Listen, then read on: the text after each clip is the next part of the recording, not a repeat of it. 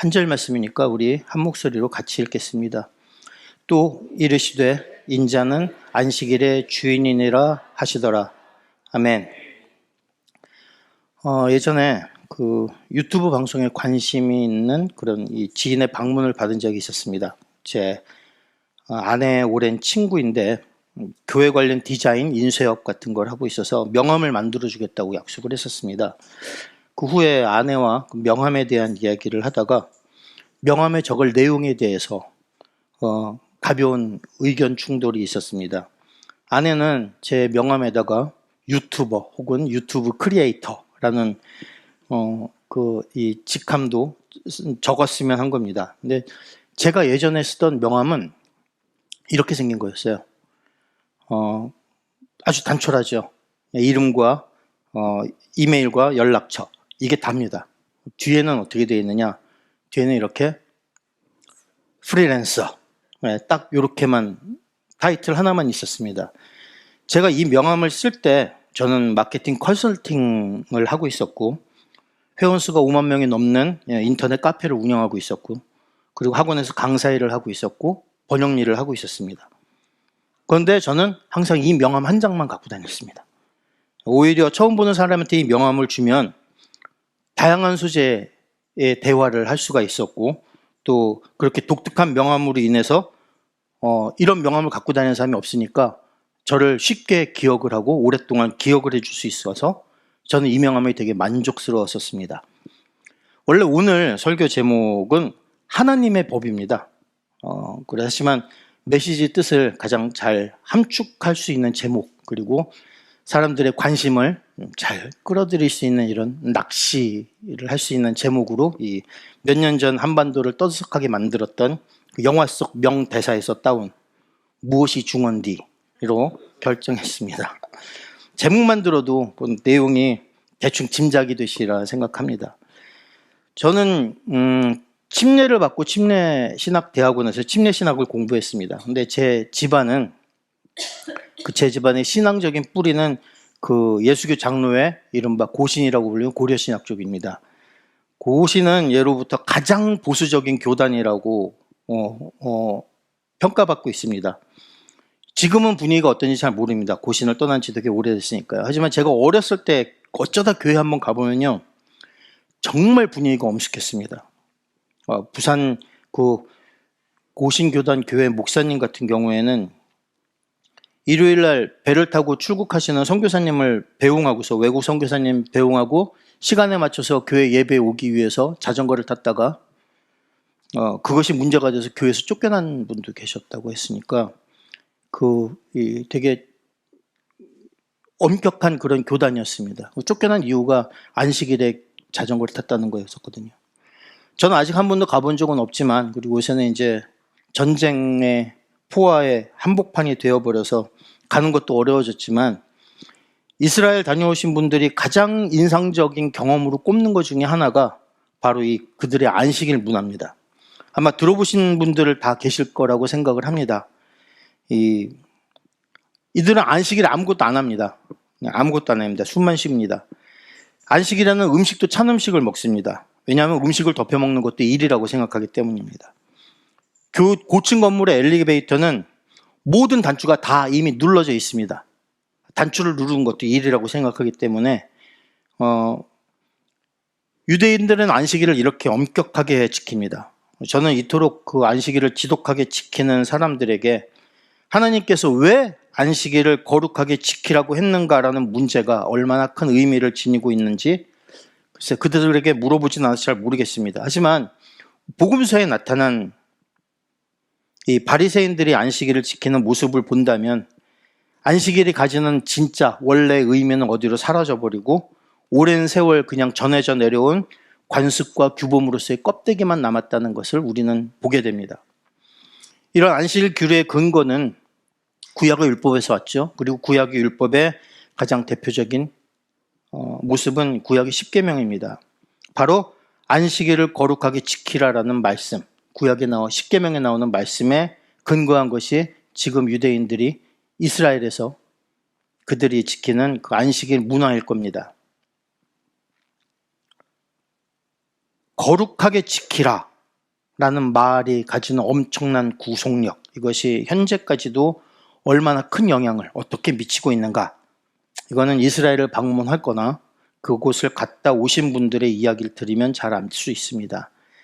오늘 말씀 전후에는 안식일에 예수님과 함께 밀밭 사이를 걷던 제자들이 밀 이삭을 잘라서 손으로 비벼 먹던 것, 이것을 비난하는 바리새인들에게 예수님은 다윗의 사건을 통해서 하나님께서 무엇을 알려주셨는지를 드러내는 그런 말씀이 있습니다. 그리고 안식일에 손 마른 자를 고치시면서 안식일의 규례에 담긴 하나님의 뜻을 제대로 이해할 것을 그들에게 촉구하십니다. 하지만 서기관과 바리새인들은 예수님을 처벌할 것을 의논하기에 바빴습니다. 과거 유대인들이 목숨처럼 거룩하고 엄중하게 지키고 있던 이 율법은 과연 그들에게 어떤 의미를 지키는 것인가? 율법은 던지다, 물을 뿌리다라는 뜻의 아라라는 말에서 유래됐다고 합니다. 그래서 지시, 교훈, 법령, 계명, 법, 관습 이런 의미를 가지고 있습니다. 1차적으로는 십계명을 포함해서 하나님께서 시내산에서 모세에게 주신 법을 의미합니다. 포괄적인 의미에서 율법이란 성경, 신구약을 통틀어서 거기에 나타난 하나님의 백성의 생활과 행위에 관한 하나님의 명령 모두를 가리키는 말이기도 합니다. 다시 말하면 하나님께서 하나님이 택하신 백성에게 살아가면서 꼭 지켜야 할 명령을 체계적으로 당부하신 것, 이것이 곧 계명이고 율법입니다. 계명의 가장 대표적인 이름은 바로 시내산에서 모세를 통해서 내려준 십계명이죠. 그리고 이 계명은 이후 현대까지 하나님의 말씀을 따르는 사람들에게 삶의 이정표 역할을 담당하고 있는 말씀입니다. 저도 어렸을 때 어쩌다 교회 가면 십계명을 외우는지 안 외우는지 주일학교 선생님들이 시험을 보곤 했습니다. 그때는 바로 외우고 돌아서면 까먹었죠. 근데 이 십계명을 보다 세분화해서 체계적인 명령으로 정립한 것이 율법이라고 보면 됩니다. 그러면 율법의 중심이면서 모세, 오경, 구약, 창세기, 출애굽기, 레위기, 민수기, 신명기의 중심을 이루고 있는 이 시내산 계약법이라는 것, 이것은 과연 어떤 명령이길래 이렇게 서로 다른 삶의 모습으로 나타나고 아직까지 그렇게 엄격하게 안식일을 지키는 사람들이 있는가 하면 우리처럼 다소 자유로운 분위기 속에서 안식일을 기념하는 사람들이 있을까요? 이스라엘 자손 히브리인들을 애굽에서 이끌어내신 하나님이 이들을 바로 가나안 땅으로 인도하신 것이 아니라 시내산으로 불러오셔서 먼저 계약을 맺습니다. 이스라엘이 가나안에서 이 법을 실천하게 하고 이를 모든 나라가 본받아서 구원을 얻게 하려는 아주 큰 그림 속에서 하셨던 일이었습니다. 장차 가나안 땅에 들어가면 하나님 나라의 모델을 만들기 위한 설계도 먼저 주겠다. 이것이 바로 십계명인 것이죠. 십계명 저변에 깔려있는 하나님의 의도를 잘 찾아봐야 합니다. 대개의 경우 십계명은 나 외에 다른 신을 두지 말라는 제1계명부터 시작해서 안식일을 거룩하게 지키라는 4계명까지가 하나님에 관계된 법, 그리고 부모를 공경하라는 5계명부터는 가족법, 그리고 살인하지 말라는 6계명부터 내 이웃의 소유를 탐하지 말라는 10계명까지를 사회법, 이렇게 구분해서 배웁니다. 맞는 말입니다. 하지만 10계명은 하나님, 가족, 세상 속에서 인간답게 살아가야 할 마땅한 도리를 보여주고 있는 건 사실이고, 또 이 세상에서 하나님의 자녀로 살아가기 위한 길라잡이 역할을 하고 있는 것도 분명하지만 10계명의 그 첫 2계명, 하나님만을 섬기고 우상을 만들지 말라는 말씀이 유독 오직 하나님과 우리와의 관계만 이야기하는 법인가? 그것에 대한 해석이 다를 수 있다는 거죠. 너는 나 외에는 다른 신을 내게 두지 말라.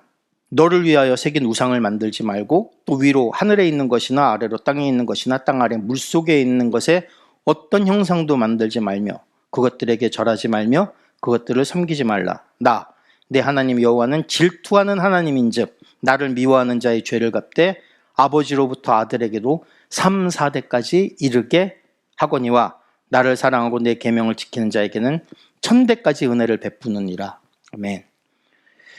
이 구절을 문자 그대로 해석을 하면 전적으로 하나님을 위한 법입니다. 인간에 대한 배려가 없습니다. 그런 건 여기에 지금 중요하지 않습니다. 아버지의 죄를 3, 4대까지 이르게 대물림을 하시는 하나님이시라고요? 그런 거 없습니다. 일단 구약시대에 한 가족은 3, 4대가 함께 모여 살았기 때문에 아버지의 죄가 3, 4대까지 이르게 한다. 이런 해석이 있습니다. 그것도 맞는 말입니다.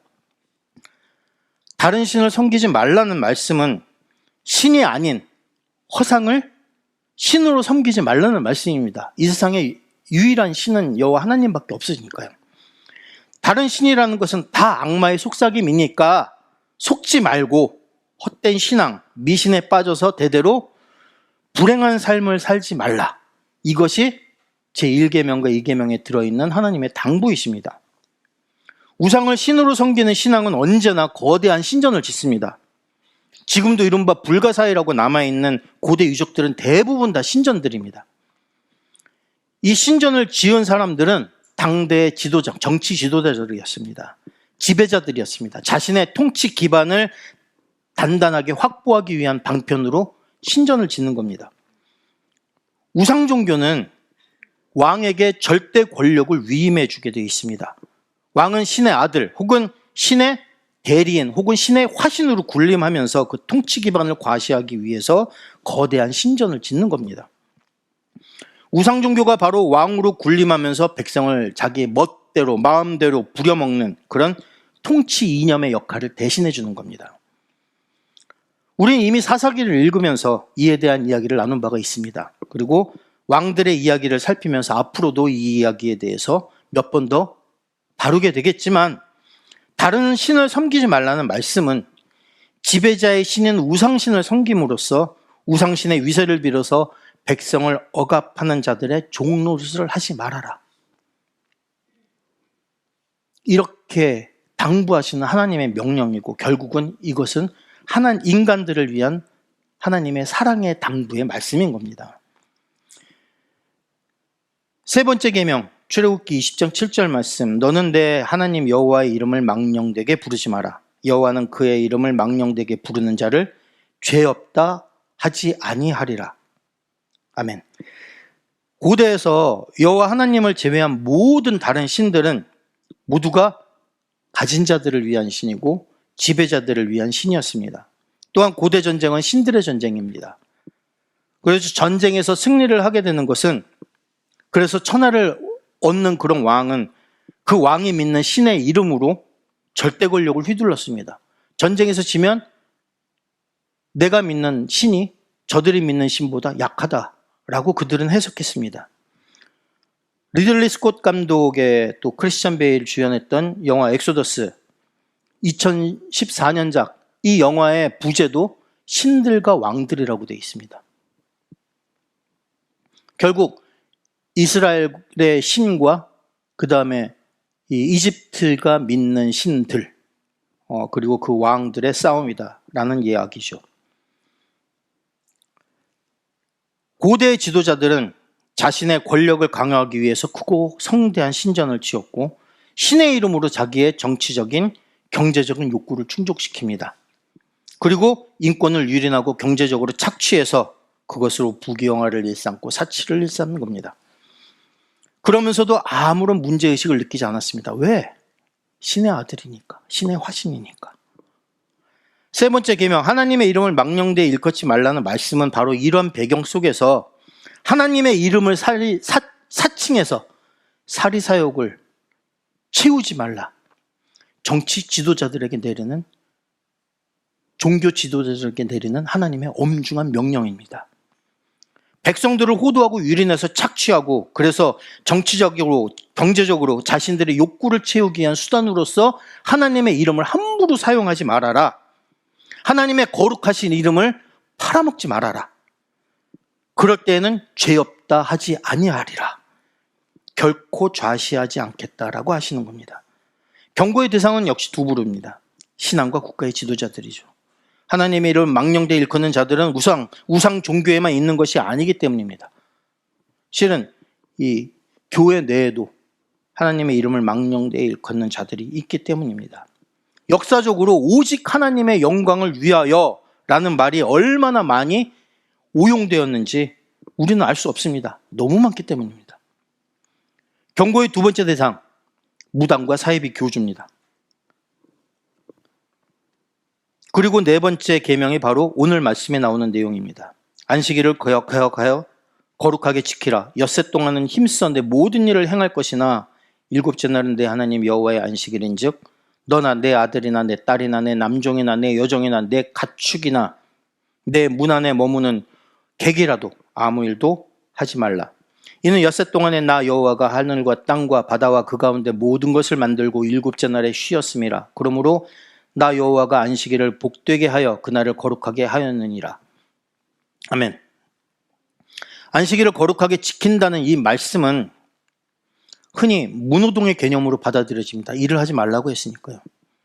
하지만 전체적인 맥락에서 볼 때 안식일에 일하지 말라는 말씀은 노동력으로 벌어먹고 살아가는 사람들, 품팔이하는 사람들, 종들에게 일주일 중 하루만이라도 휴식을 주라는 의미가 담겨 있습니다. 이것이 핵심입니다. 심지어 농사에 동원되는 가축조차 쉬게 하라고 하셨습니다. 노동력을 저당 잡혀 살아가는 사람들, 그리고 가축을 불쌍히 여겨서 이들의 노동력을 착취해서 골병 들게 하지 말아라는 말씀입니다. 이것이 바빌론 포로기 이후에 무노동 개념으로 바뀌어버리는 겁니다. 하지만 안식일은 소극적으로 일을 하지 않는 날, 이것이 아니라 적극적으로 모든 이에게 쉼을 주는 날입니다. 이를 통해서 생명력을 회복시키는, 그래서 생명을 살리는 날, 이것이 바로 안식일의 개념인 것입니다. 안식일에 일한다고 비난하는 서기관들과 바리새인들에 향해서 내 아버지께서 일하시니 나도 일한다 라고 응수하신 것이 바로 이런 의미이기 때문입니다. 이 안식일 제도가 확대된 것이 안식년입니다. 안식년도 무노동으로 이해되긴 하지만 안식년에 행해야 할 중요한 일들이 있습니다. 경제 상황이 악화돼서 몸을 저당 잡혀서 종이 된 사람들 조건 없이 풀어주는 일, 빚을 탕감해주는 일, 땅을 쉬게 하고 그해 저절로 자라는 모든 수확물들을 가난한 사람들에게 나누어주는 일, 이 모든 일이 안식년에 행해야 했던 일이었습니다. 그저 아무것도 안 하고 쉬기만 하는 그런 때가 안식년이 아닌 것입니다. 소극적으로 일하지 않고 쉬는 것이 아니라 적극적으로 하나님의 사랑을 주변, 그것도 어려운 사람들, 약한 사람들에게 실천하는 때, 이것이 안식년에 행해야 했던 일이었습니다. 이 안식년이 더욱 확대되는 것이 희년입니다. 안식년이 7번 지나고 50년째 되는 해, 이때가 희년입니다. 이 희년에는 안식년에 행해지던 모든 일 외에도 땅과 집을 본래의 주인에게 되돌려주는 일을 했습니다. 신해산 계약법에는 토지 공개념이 적용되었기 때문에 모든 땅은 하나님의 소유였습니다. 그리고 모든 인간은 하나님 앞에서 그저 잠시 머물다 가는 식객에 지나지 않았습니다. 고대 땅은 생명의 원천이었습니다. 그리고 땅이 없는 자는 자력으로 살아갈 수가 없었기 때문에 비참한 노예로 종으로 살아갈 수밖에 없었습니다. 이러한 비극을 원천적으로 방지하는 법이 바로 희년제도였습니다. 따라서 안식제도는 가난한 자들을 보호하는 하나님이 마련하신 안전장치였습니다. 너희 중에 비참한 인생이 있어서는 안 된다는 하나님의 단호한 선언인 것입니다. 이를 위해서 이스라엘 사람들, 즉 히브리인들은 400년 동안 이집트에서 종살이했습니다. 그리고 하나님은 이들에게 말씀하십니다. 너는 애굽 땅에서 종되었던 것, 그리고 내 하나님 여호와께서 너를 속량하셨음을 기억하라. 그것으로 말미암아 내가 오늘 이같이 내게 명령하노라. 이것이 우리가 지금까지 하나님을 섬기는 법이라고 배우고 이해했었던 제1계명부터 4계명까지 말씀, 여러 신들 가운데 하나님만 섬기고 우상 만들지 말고 하나님의 거룩하신 이름을 함부로 입에 올리지 말고, 그리고 안식일을 거룩하게 지키라 라고 말씀하신 이 명령들, 이 명령들은 하나님 입장에서 이런 계명을 우리에게, 백성들에게, 당신의 백성들에게 주시게 된 배경과 동기를 잘 살펴보자면 하나님 당신이 잘 섬김을 받기 위해서 주신 말씀이 아니라 사람들을 위해 주신 말씀이고, 특히 어렵고 가난한 이웃을 돌보고 사랑하라는 간곡한 당부의 말씀이라는 것을 우리는 알 수 있게 됩니다. 결국 율법은, 이 계명이라는 것은 하나님이 어떤 분이신가, 하나님은 누구이신가를 분명하게 보여줍니다. 그리고 안식일은 율법, 그러니까 하나님이 인간들에게 주신 명령의 대표적인 얼굴입니다. 안식일을 거룩하게 지키라 라는 명령은 하나님의 위신을 세우고 권위를 세우기 위해서, 신적인 자존심을 세우기 위해서 강조되는 것이 아니라 인간을 위하시는 하나님의 깊고 크신 사랑, 그 사랑의 중심에 담겨져 있는 당부인 것입니다. 오늘 읽을 말씀은 인간을 사랑하시고 인간을 위해 적극적으로 일하시는 그런 주님의 모습을 담고 있습니다. 안식일의 본래 목적은 생명이 살아나도록 하는 것입니다. 안식일의 주인이 되시는 주님의 시각에서 볼 때 안식일은 치유가 일어나야 하는 날이고 생명을 살리는 이런 선행이 행해져야 하는 날입니다. 그래서 성경이 말씀하시는 가장 큰 계명을 묻는 질문에 대해서, 어떻게 해야 영생을 얻을 수 있느냐는 질문에 대해서 주님께서는 내 마음을 다하며 목숨을 다하며 힘을 다하며 뜻을 다하며 네 주 하나님, 너의 하나님 사랑하고, 그리고 내 이웃을 내 몸과 같이 사랑하라, 이렇게 당부하시는 겁니다. 이것이 바로 주님께서 우리에게 원하시는 거룩한 삶입니다. 성경에서 말하는 거룩한 삶이란 무엇이냐? 낮고 비참한 신세로 전락한 사람들, 그들을 긍휼히 여기고 돌봐주는 삶, 그것을 의미하는 것입니다. 그러면 이런 의미에서 과연 우리는 이러한 하나님의 뜻에 맞게 안식일을, 주께서 우리에게 허락하신 그 하루하루를 과연 거룩하게 지키고 있을까요? 지금 이 땅의 교회가 세상 속에서 어떤 모습으로 비춰지고 있는가를 살펴보면 압니다. 소위 그리스도인이라고 자처하는 사람들은 사회 속에서 어떤 모습으로 보여지고 있습니까? 어떻게 행동하고 있습니까? 주로 언론의 포커스에 가장 많이 잡히는 교회의 모습들은 과연 어떨까요? 하나님이 가진 자의 하나님이시고 권력자의 하나님이신 것처럼, 그래서 건강해야 할 믿음이 헛된 신앙으로 변질되고 있지는 않습니까? 헛된 우상을 마음에 담고 이를 섬기고 이를 추구하고 살고 있지 않다고 누가 자신할 수 있겠습니까? 그리고 우리가 과연 우상을 만들고 있지 않을까요? 우리 마음속에 정말 중요하다고 생각하는 것, 그 1순위가 과연 항상 주님일까요? 혹은 바리새인들이 안식일을 지키는 것처럼, 지금 이스라엘에서 안식일이 지켜지는 것처럼 그릇된 가르침과 그릇된 모습을 우리는 하나님이라고 우기고 그것을 믿으라고 강요하고 있지는 않습니까? 사리사욕을 위해서, 자기 입속을 위해서 하나님 이름을 앞세우고 있지는 않을까요? 안식일을 단지 무노동의 날로 정하고 도움이 필요한 자를 외면하고 생명 전하고 이를 북돋는 일에 소홀하고 있지는 않을까요? 이 날은 예배 드리는 날이기 때문에 천하 없어도 예배가 먼저다. 여기 거론되는 부정적인 모습 모두가 지금 이 땅의 교회에서 발견되는 모습 아닌가요? 그리고도 이 땅의 교회가, 이 시대의 교회가 죽어가고 있지 않다, 썩어가고 있지 않다, 변질되어 가고 있지 않다, 자신 있게 얘기할 사람이 있겠습니까? 이걸 지켜보고 있는 우리 모습과 또 얼마나 많이 다르겠습니까? 과연 우리는 우리 주변의 어려움에 얼마나 큰 관심을 가지고 돌아보고 있습니까? 얼마나 적극적으로 이들의 영생을 위해서 우리가 고민하고 애쓰고 있습니까? 과연 우리 존재가 우리 주위 사람들에게 기쁘고 복된 소식이 되어주고 있습니까? 그들에게 자유가 되고 안식이 되어주고 있습니까? 우리의 행동, 우리의 언행이 주변 사람들에게 생명을 살리고 생명을 회복시켜주는 그런 원동력이 되고 있습니까? 그럼 우리는 어떤 신앙생활을 하고 있는 걸까요? 그리고 이런 우리의 예배를 주님께서는 과연 기쁘게 받아주시겠습니까? 하나님의 율법은 인간을 보호하기 위해서 주어진 겁니다. 우리에게 율법을 주신 그 취지를 잊고서 혹은 그 동기를 이해하지 못하고 오직 껍데기에만 집중하고 이를 따르는 것이 마치 하나님의 뜻에 순종하는 것이라고 생각한다면 그건 크나큰 착각이 되겠죠.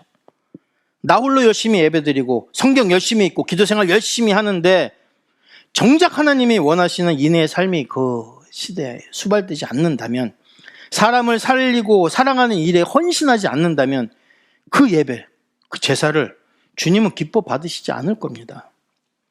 주님께서 진정으로 원하시는 바가 무엇인지 알지 못하고, 주님께서 안식일에 쉬지 않으시고 일하시는 바가 무엇 때문인지 이해하지 못하고 소극적으로 해석된 명령을 그저 외형적으로만 따르는 삶을 주님은 경멸하십니다. 나는 인애를 원하고 제사를 원하지 아니하며 번제보다 하나님을 아는 것을 원하노라. 아멘. 제사보다 인애를 더 원하시는 분이 하나님이십니다. 번제보다 하나님을 아는 것을 더 원하시는 분이 하나님이십니다. 인애가 무엇입니까? 하나님을 아는 것이 무엇입니까? 하나님이 어떤 분이십니까? 기계적인 봉사, 헌신을 원하시는 것이 아니라 제사보다 인애를 원하신다고 하십니다. 자비로운 하나님을 아는 것을 원하십니다. 그분이 어떤 분이시는지를 알게 되면 우리는 사랑을 행하지 않을 수 없습니다.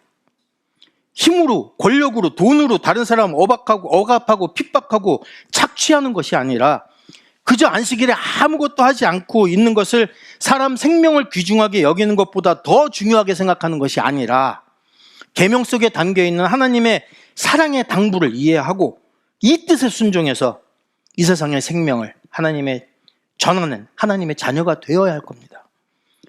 하나님은 가진 자의 하나님, 권력자의 하나님이 아니라 낮은 자의 하나님이십니다. 그래서 주님의 안식은 가난한 자에게 전해지는 기쁜 소식인 것이고, 갇히고 눌린 자에게 전해지는 자유인 것이고, 빈궁한 인생에게 주어지는 치유의 안식인 겁니다. 또한 주님의 자녀된 우리가 세상에 전하는 안식 역시 이러해야 할 겁니다. 점점 살기 어려워지는 세상 속에서 점점 사람들의 마음이 강팍해지고 사람 간의 관계가 점점 각박해져가는 세상입니다. 비혼주의자들이 늘어나면서 애완동물은 키웁니다. 그리고 자식 낳는 것은 외면하고 있습니다. 모든 것이 하나님이 기뻐 여기시는 가정 만들고 교회를 이루는 삶과 정반대 방향으로 가고 있습니다. 이런 세상 속에서 세상 사람들이 보는 우리의 모습이 우리를 보는 모든 사람들에게 주님이 원하시는 그 안식을 전하고 주님이 원하시는 생명력을 회복시키는 그런 저와 여러분이 되시길 예수 그리스도 이름으로 축원드립니다. 그래서 우리가 드리는 이 삶의 예배가 주님께서 더없이 행복하게 받으시는 거룩한 산제사가 되시길 축원드립니다. 그리고 안식일이 주인이신 주님께서 우리에게 주시는 이 생명의 메시지를 통해서 매일매일을 살아가는 우리 모습이 주님께 더없이 행복한 예배를 드리는 예배자의 모습이 되길 축원드립니다. 우리가 살아가는 동안에 지켜야 할 하나님의 법, 과연 무엇이 중요할까요? 오늘 이 시간 함께 기도하실 때 우리가 지금까지 생각하고 있었던 기계적으로 단순하게 하나님을 위한 계명이라고 생각했던 그것조차도 우리 인간을 사랑하시고 세상을 사랑하셔서 아픈 자들을 치유하시고 위로하시려는 하나님의 크신 사랑의 당부임을 다시 한번 상기하면서 우리의 삶의 예배가 어떠한 모습으로 바뀌어야 할 것인지를 이 시간 다시 한번 결단하고 결심하고 앞으로 나아가 다짐하는 그런 시간 될 수 있도록 우리에게 힘 주십사 기도하시기 바랍니다. 주여 한번 외치고 기도하시겠습니다.